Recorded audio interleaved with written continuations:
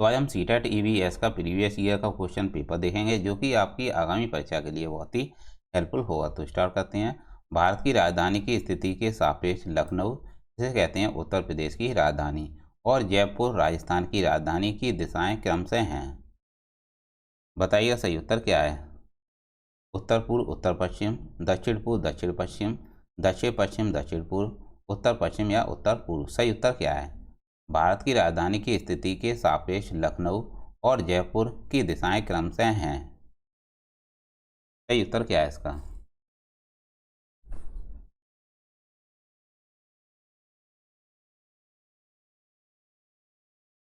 इसका सही उत्तर है ऑप्शन दूसरा, दक्षिण पूर्व और दक्षिण पश्चिम इसका सही उत्तर है। अगला प्रश्न है, एक अध्यापिका की नियुक्ति महाराष्ट्र के एक विद्यालय में हुई। वह भोजन के विषय में पढ़ा रही है तथा वह भली वांगी का उदाहरण देती है, जो कि एक व्यंजन है जो बना है छोटे छोटे भरवा बैंगन से, सादा दाल का दमपुक्त स्टू से, ताजी पॉम्फ्रेट मछलियों का मलाईदार व्यंजन, आलू फूलगोभी तथा टमाटर की करी से। सही उत्तर क्या है। एक अध्यापिका की नियुक्ति महाराष्ट्र के एक विद्यालय में हुई। वह भोजन के विषय में पढ़ा रही है तथा वह भरली वांगी का उदाहरण देती है, जो कि एक व्यंजन है जो बना है। वह किससे बना है।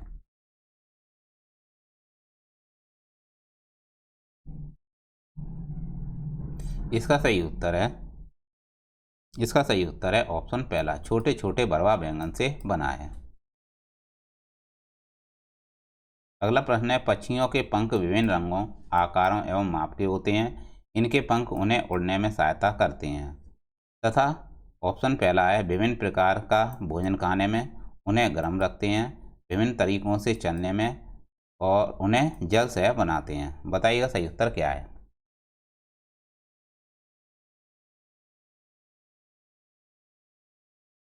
बताइएगा सही उत्तर क्या होगा इसका। इसका सही उत्तर है ऑप्शन दूसरा, बी और डी इसका सही उत्तर है। याद रखिएगा, पक्षियों के पंख विभिन्न रंगों, आकारों एवं माप के होते हैं। इनके पंख उन्हें उड़ने में सहायता करते हैं तथा उन्हें गर्म रखते हैं और उन्हें जल से बनाते हैं। इसका सही उत्तर है। अगला प्रश्न है, जो पशु अंडे देते हैं उनकी निम्नलिखित विशेषता होती है। उनकी क्या विशेषता होती है। उनके बाहरी कान एवं शरीर पर बाल होते हैं। उनके आंतरिक कान होते हैं एवं शरीर पर बाल नहीं होते हैं। उनके बाहरी कान होते हैं एवं शरीर पर बाल नहीं होते हैं। उनके आंतरिक कान एवं शरीर पर बाल होते हैं। सही उत्तर क्या है। जो पशु अंडे देते हैं उनकी निम्नलिखित विशेषता क्या होती है। इसका सही उत्तर है ऑप्शन दूसरा। याद रखिएगा, जो पशु अंडे देते हैं उनकी निम्नलिखित विशेषता है, उनके आंतरिक कान होते हैं, यानी उनके आंतरिक कान होते हैं एवं शरीर पर बाल नहीं होते। यह इसका सही उत्तर है। अगला प्रश्न है, उस पहली भारतीय महिला का क्या नाम है जिन्होंने एवरेस्ट पर्वत की चोटी पर कदम रखा और राष्ट्रीय ध्वज गाड़ा तथा कई फोटो भी खींची। अडम मल्लेश्वरी, सुनीता विलियम, सूर्यमणि या बछेंद्री पाल। सही उत्तर क्या है।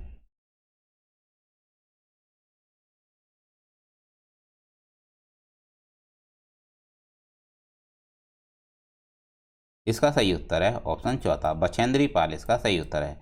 याद रखिएगा, बछेंद्री पाल वह भारतीय पहली महिला हैं जिन्होंने एवरेस्ट पर्वत की चोटी पर कदम रखा था और राष्ट्रीय ध्वज गाड़ा तथा कई फोटो भी खींची थी।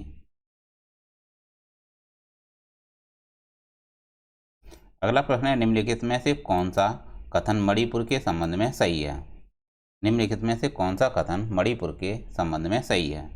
ऑप्शन है पहला, मणिपुर का अर्थ है जीवरों का देश। लावनी मणिपुर का लोक नृत्य है। लोकटक ताल जाना जाता है हुमदी नामक गोलाकार तैरते हुए दलदलों के लिए है।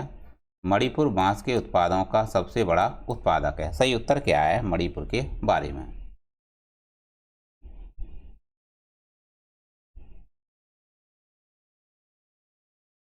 इसका सही उत्तर है ऑप्शन दूसरा, एसीडी इसका सही उत्तर है।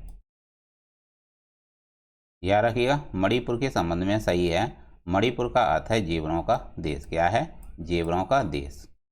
लोकटक ताल जाना जाता है मणिपुर और फुमदी नामक गोलाकार तैरते हुए दलदलों के लिए जाना जाता है मणिपुर। और मणिपुर बांस के उत्पादों का सबसे बड़ा उत्पादक है। तो सही उत्तर है ACD। अगला प्रश्न है, कार ऐसी चीज है जो हम करते हैं यश कमाने के लिए, मनोरंजन के लिए, अपने को व अन्य लोगों को सहारा भरण पोषण के लिए, ऊर्जा बचाने के लिए। सही उत्तर क्या है?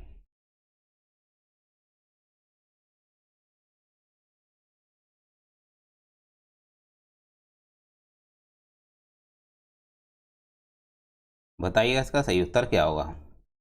इसका सही उत्तर है ऑप्शन तीसरा, केवल सी सही है। अपने को व अन्य लोगों को सहारा व भरण पोषण के लिए कार ऐसी चीज है जो हम करते हैं। सही उत्तर है ऑप्शन सी, इसका सही उत्तर है। अगला प्रश्न है, हाथियों के झुंड के बारे में निम्नलिखित में से कौन सा सही है? ऑप्शन पहला है, उनके झुंड में हमेशा 2 या उससे अधिक नर हाथी होते हैं। उनके झुंड में सारे नर हाथी होते हैं तथा हाथी के बच्चे मादा हाथियों के साथ रहते हैं। नर हाथी झुंड के साथ 14-15 वर्ष की आयु तक रहते हैं। उनके झुंड में केवल मादाएं तथा हाथियों के बच्चे रहते हैं। सही उत्तर क्या है इसका? हाथियों के झुंड के बारे में सही कथन कौन सा है?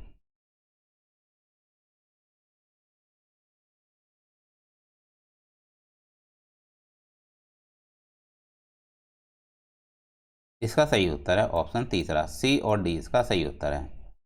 सी और डी इसका सही उत्तर है। याद रखिएगा, हाथियों के झुंड के बारे में नर हाथी झुंड के साथ 14-15 वर्ष की आयु तक ही रहते हैं और उनके झुंड में केवल मादाएं तथा हाथियों के बच्चे रहते हैं, जो कि सही उत्तर है सी और डी।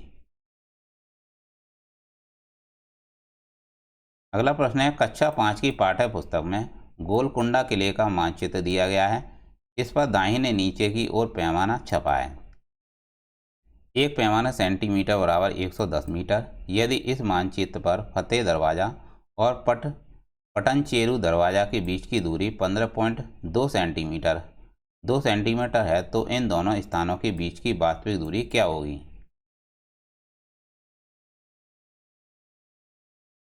इसका सही उत्तर है ऑप्शन तीसरा, 1.672 किलोमीटर इसका सही उत्तर है। अगला प्रश्न है, सोना की सहेली तारा मिजोरम से है। तारा को हिंदी बोलने में परेशानी होती है क्योंकि मिजोरम में बोली जाने वाली प्रमुख भाषाएं हैं खासी असमी, मीजो लुसोई कुकी, मैतेलॉन अंग्रेजी, माओ बंगाली। सही उत्तर क्या है? मिजोरम में बोली जाने वाली कौन सी भाषा है?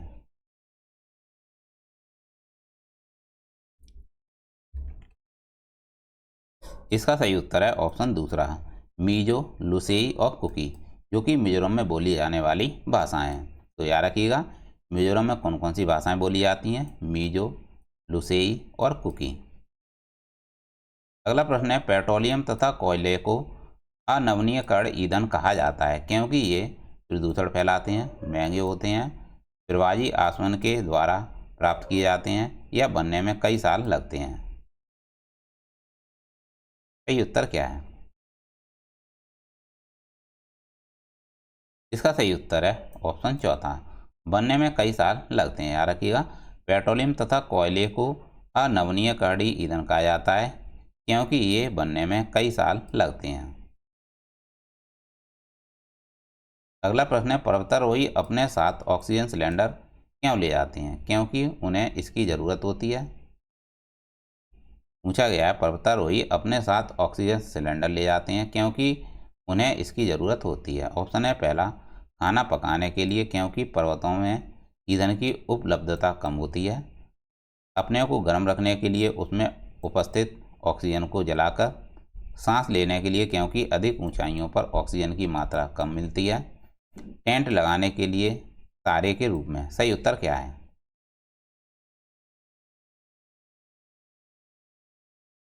इसका सही उत्तर है ऑप्शन तीसरा।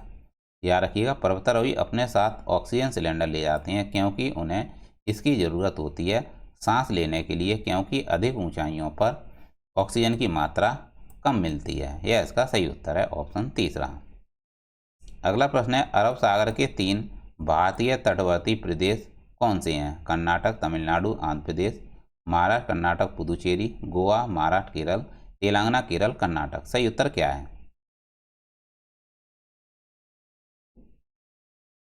इसका सही उत्तर है ऑप्शन तीसरा। याद रखिएगा, अरब सागर के 3 भारतीय तटवर्ती प्रदेश हैं, गोवा, महाराष्ट्र और केरल। यह इसका सही उत्तर है।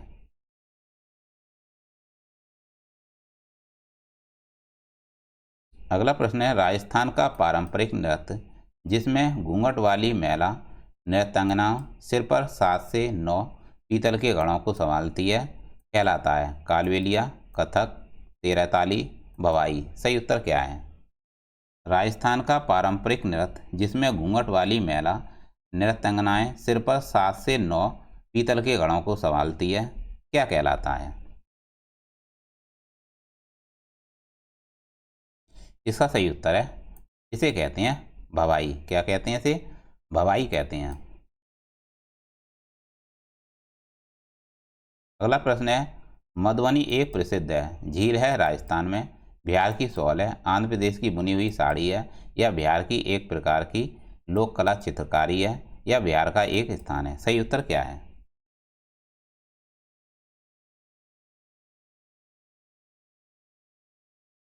इसका सही उत्तर है ऑप्शन चौथा, डी और ई इसका सही उत्तर है। मधुबनी एक प्रसिद्ध बिहार की एक प्रकार की लोक कला चित्रकारी है और बिहार का एक स्थान भी है मधुबनी।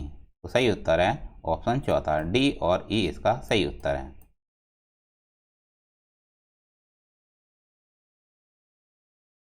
अगला प्रश्न है, शोभित किताब में एक चित्र दिखता है जिसमें लड़कियों को गोटियां खेलते खेलते तथा लड़कों को क्रिकेट खेलते हुए दिखाया गया है। वह अपने अध्यापक से पूछता है कि लड़के और लड़कियां अलग अलग क्यों खेल रहे हैं? लड़के गोटियां क्यों नहीं खेल रहे हैं? लड़कियां क्रिकेट क्यों नहीं खेल रही? तो बताइएगा सही उत्तर क्या होगा?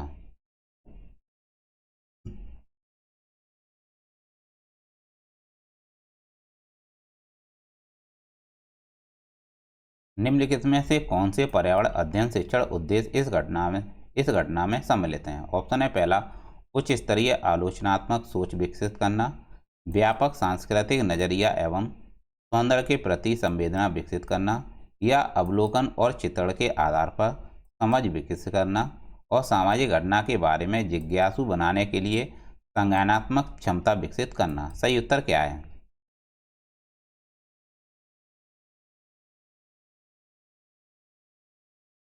इसका सही उत्तर है ऑप्शन चौथा, इसका सही उत्तर है। एसीडी इसका सही उत्तर है। उच्च स्तरीय आलोचनात्मक सोच विकसित करना और अवलोकन और चित्रण के आधार पर समझ विकसित करना और सामाजिक घटना के बारे में जिज्ञासु बनाने के लिए संज्ञानात्मक क्षमता विकसित करना इसका सही उत्तर है, और एसीडी इसका सही उत्तर है। अगला प्रश्न है, पर्यावरण अध्ययन के एक शिक्षक के रूप में आप कक्षा 2 के अपने विद्यार्थियों के समक्ष विषय ऋतु प्रस्तावित करना चाहते हैं। निम्नलिखित में से कौन एक उत्तम शिक्षा शास्त्रीय युक्ति होगी? बताइएगा सही उत्तर क्या है?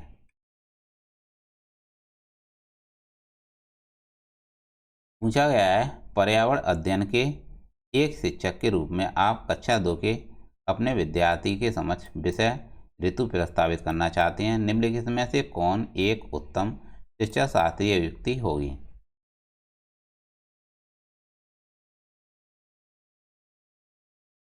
इसका सही उत्तर है ऑप्शन चौथा, ऋतुओं के विषय में रुचि का विकास करने के लिए भोजन की आदतों, पहनने के वस्त्रों और संदर्भित स्थानीय साहित्य का उपयोग इसका सही उत्तर है। अगला प्रश्न है, निम्नलिखित में से कौन से कथन आकलन की प्रकृति की सही व्याख्या करते हैं? ऑप्शन है पहला, शिक्षण अधिगम की प्रक्रिया का एक अंग है जो सतत चलता रहता है। विद्यार्थियों की उपलब्धि स्तर तथा उन्हें क्या नहीं आता के बारे में अवगत कराता है। सीखने में आई बाधाओं का पता लगाकर उन्हें दूर करने में सहायक। विद्यार्थियों की सीखने की प्रवृत्ति, रुचि एवं पूर्व अनुभवों के बारे में अवगत कराता है। सही उत्तर क्या है? इसका सही उत्तर है एसीडी इसका सही उत्तर है। पूछा गया था आपसे, निम्नलिखित में से कौन से कथन आकलन की प्रकृति की सही व्याख्या करते हैं? तो सही उत्तर है, शिक्षण अधिगम की प्रक्रिया का एक अंग है जो सतत चलता रहता है। सीखने में आई बाधाओं का पता लगाकर उन्हें दूर करने में सहायक होता है और विद्यार्थियों की सीखने की प्रवृत्ति, रुचि एवं पूर्व अनुभवों के बारे में अवगत कराता है। यह इसका सही उत्तर है, ACD। अगला प्रश्न है, कक्षा 5 के पर्यावरण अध्ययन के शिक्षक के रूप में पाठ बोलती इमारतें के लिए आपको विद्यार्थियों को ऐतिहासिक इमारतों को प्रस्तुत करने की आवश्यकता है। आप क्या सोचते हैं कि कौन सी विधि सर्वथा उत्तम होगी? ऑप्शन है पहला, ऐतिहासिक इमारतों से संबंधित आभासी सैर, ऑनलाइन खेल और पहेली। ऐतिहासिक इमारतों पर परिचित पठन, स्थानीय ऐतिहासिक इमारतों का भ्रमण और तत्पश्चात उन पर चर्चा। ऐतिहासिक इमारतों का भूतकाल समझाने के लिए व्याख्यान चर्चा विधि। सही उत्तर क्या है? इसका सही उत्तर है ऑप्शन तीसरा, स्थानीय ऐतिहासिक इमारतों का भ्रमण और तत्पश्चात उन पर चर्चा। इसका सही उत्तर है। अगला प्रश्न है, अध्यापक विद्यार्थियों से एक चींटी का चित्र बनाने को कहते हैं। कुछ विद्यार्थी चींटी के 4 पैर बनाते हैं, जबकि कुछ 6 और कुछ 8 पैर बनाते हैं। अध्यापक को क्या करना चाहिए?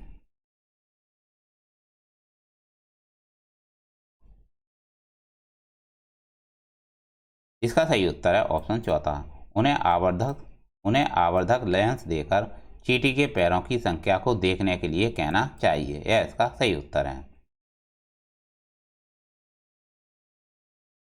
अगला प्रश्न है, कक्षा 4 के पर्यावरण अध्ययन के शिक्षक के रूप में आपको विद्यार्थियों को अंतरिक्ष यात्रियों का संप्रत्यय प्रस्तावित करना है, इसलिए आप कौन से प्रक्रम का अनुसरण करेंगे? बताइएगा सही उत्तर क्या होगा। बताइएगा इसका सही उत्तर क्या होगा। इसका सही उत्तर है ऑप्शन तीसरा, भारत के अंतरिक्ष यात्रियों की आत्मकथाएं साझा कीजिए और उनकी मुख्य विशेषताओं को इंगित कीजिए। यह इसका सही उत्तर है। अगला प्रश्न है, यश ने अपने अध्यापक से पूछा, कुछ भोजन उत्पादों के पैकेट पर हरे गोले क्यों हैं, जबकि कुछ भोजन उत्पादों के पैकेट पर लाल गोले बने हैं? अध्यापक समझाते हैं कि हरे गोले शाकाहारी खाने तथा लाल गोले मांसाहारी खाने को सूचित करते हैं। अध्यापक ने विद्यार्थियों को विभिन्न भोजन उत्पादों के पैकेट देखकर उन्हें शाकाहारी तथा मांसाहारी में सूचीबद्ध करने को कहा। इस गतिविधि में निम्नलिखित में से कौन सी प्रक्रियाएं शामिल हैं? पहचान, कल्पना, पूर्वाग्रह या वर्गीकरण। सही उत्तर क्या है?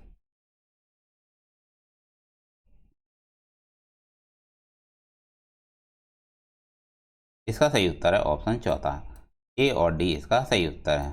पहचान और वर्गीकरण इसका सही उत्तर है।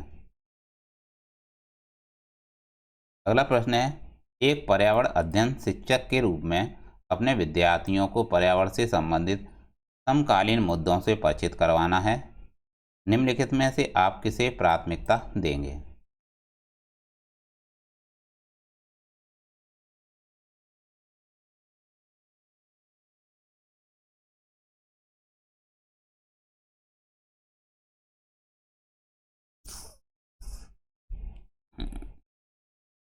इसका सही उत्तर है ऑप्शन तीसरा, कक्षा में संबंधित लेखों का उल्लेख करेंगे एवं उनको साझा भी करेंगे। यह इसका सही उत्तर है।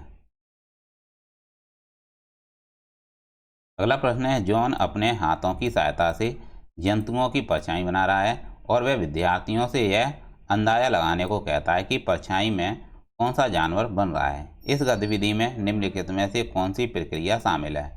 अनुमान, अवलोकन, निष्कर्ष या वर्णन।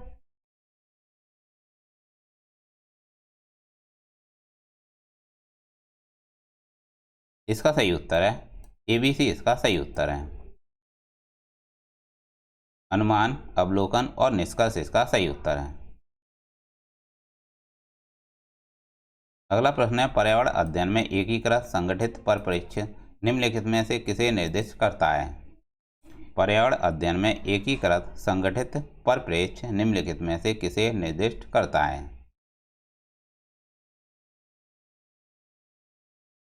इसका सही उत्तर है ऑप्शन चौथा, विज्ञान, सामाजिक अध्ययन एवं पर्यावरण शिक्षा से पूरी जानकारी इसका सही उत्तर है। पूछा गया था आपसे, पर्यावरण अध्ययन में एकीकृत संगठित परिप्रेक्ष्य निम्नलिखित में से किसे निर्दिष्ट करता है?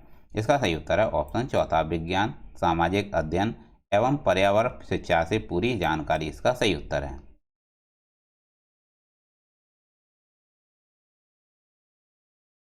अगला प्रश्न है, रिनी ने अध्यापक से पूछा, पौधों के तने गोल क्यों होते हैं, चकोर क्यों नहीं? अध्यापक को क्या करना चाहिए? बताइएगा इसका सही उत्तर क्या है। अध्यापक को क्या करना चाहिए? इसका सही उत्तर है ऑप्शन तीसरा, सी और डी इसका सही उत्तर है। अध्यापक को विद्यार्थियों से तने के गोल आकार होने के कारण सोचने के बारे में कहना चाहिए और अध्यापक को विद्यार्थियों को बाग में घूमने ले जाना चाहिए तथा विभिन्न तनों के आकार देखने के लिए कहना चाहिए। यह इसका सही उत्तर है, सी और डी इसका सही उत्तर है।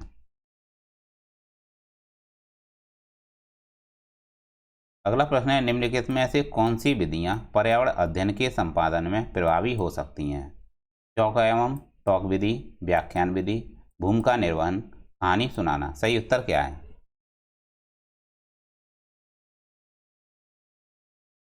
इसका सही उत्तर है ऑप्शन तीसरा, सी और डी इसका सही उत्तर है। पूछा गया था, निम्नलिखित में से कौन सी विधियां पर्यावरण अध्ययन के संपादन में प्रभावी हो सकती हैं? सही उत्तर है भूमिका निर्वहन और कहानी सुनाना, जो कि पर्यावरण अध्ययन के संपादन में प्रभावी हो सकती हैं।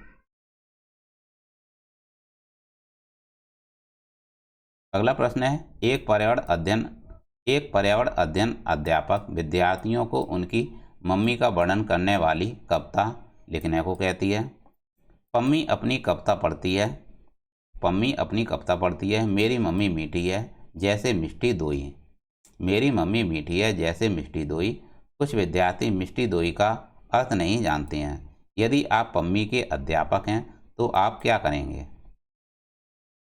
विद्यार्थियों को मिष्टी दोई लाकर खिलाएंगे या विद्यार्थियों को मिष्टी दोई का अर्थ स्थानीय भाषा में बताएंगे, विद्यार्थियों को मिष्टी दोई लाकर दिखाएंगे या विद्यार्थियों को मिष्टी दोई कैसे बनता है समझाएंगे। सही अर्थ क्या है? इसका सही उत्तर क्या है?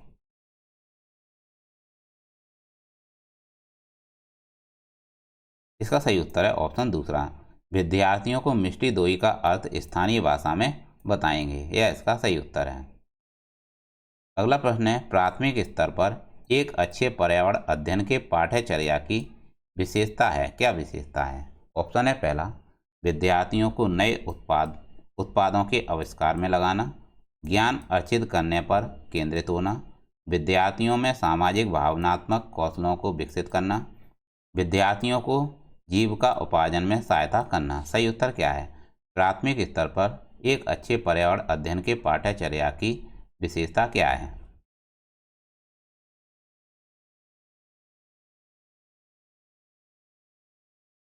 इसका सही उत्तर है ऑप्शन तीसरा, विद्यार्थियों में सामाजिक भावनात्मक कौशलों को विकसित करना इसका सही उत्तर है, जो कि प्राथमिक स्तर पर एक अच्छे पर्यावरण अध्ययन के पाठ्यचर्या की विशेषता है। अगला प्रश्न है, पर्यावरण अध्ययन में समूह चर्चा करना चाहिए, इससे सार्थक ज्ञान का निर्माण होता है। निम्नलिखित में से कौन सा कथन इस तथ्य की सर्वोत्तम व्याख्या है? ऑप्शन है पहला, सामाजिक संपर्क के माध्यम से अधिगम सरल हो जाता है, विचार और अनुभव दूसरे के साथ साझा किए जाते हैं, प्रत्येक बच्चा अपनी राय व्यक्त करने हेतु स्वतंत्र है, प्रत्येक प्रतिक्रिया को बिना आलोचना स्वीकार किया जाता है। सही उत्तर क्या है? इसका सही उत्तर है ऑप्शन दूसरा, विचार और अनुभव दूसरों के साथ साझा किए जाते हैं। पूछा गया था आपसे, पर्यावरण अध्ययन में समूह चर्चा करना चाहिए, इससे सार्थक ज्ञान का निर्माण होता है। निम्नलिखित में से कौन सा कथन इस तथ्य की सर्वोत्तम व्याख्या करता है? इसकी व्याख्या करता है, विचार और अनुभव दूसरे के साथ साझा किए जाते हैं। तो दोस्तों, ये था सीटेट ईवीएस का प्रीवियस ईयर का क्वेश्चन पेपर, जो कि आपकी परीक्षा के लिए बहुत ही हेल्पफुल होगा। तो ऐसे ही प्रीवियस ईयर के PYQ आपके लिए लाते रहेंगे, क्योंकि आपका जो सीटेट का नोटिफिकेशन है वह अक्टूबर यानी इस महीने में देखने को मिल जाएगा आपको। तो आप अभी से सीटेट दिसंबर 2023 की तैयारी में लग जाइएगा, क्योंकि साल में अब 2 बार सीटेट हुआ करेगा, जो कि आपका जुलाई वाला निकल चुका है। तो आपके पास एक और चांस बचा हुआ है दिसंबर वाला, तो आप दिसंबर की तैयारी में लग जाइएगा। तो ऐसे ही PYQ लाते रहेंगे। प्लीज़ चैनल को लाइक और सब्सक्राइब करें। मिलते हैं नेक्स्ट क्लास में। Thank for watching.